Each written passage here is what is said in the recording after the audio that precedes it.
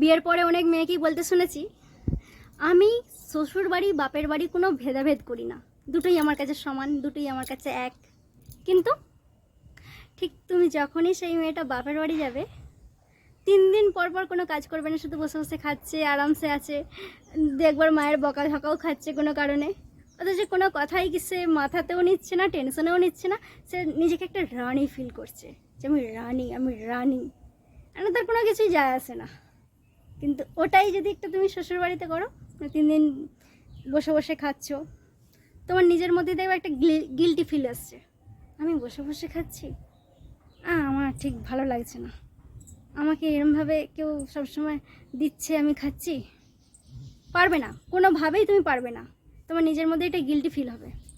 তুমি তখন নিজে নিজেই না, আমি করি, আমি পারবো না এরকম বসে বসে থাকতে।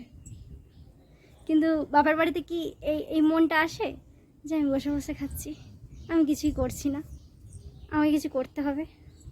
আসেই না, মানে শখে করা, যদিও করো শখে করা, কিছু ভেদাভেদি আসে না, সবসময় একটা রানী রানী ব্যাপার মনে হয়, তাই না? তো যারা বলে যে আমি কোনো ভেদাভেদ করি না, আমার কোনো ব্যাপারই না, হ্যাঁ হয়তো লাখে একটা দুটো আছে এরকম, কিন্তু বেশিরভাগই জাস্ট শো অফ, হয় না। আমরা মুখে যতই বলি, আমরা কিন্তু বাস্তবে সেটা পারি না। আমার বাপের বাড়িতে যতইটাই মানে কোনো কিছুতে চোখ কান না দিয়ে থাকতে পারি, শ্বশুর বাড়িতে আমরা মেয়েরা সেটা পারি না, কোনো মতেই পারি না।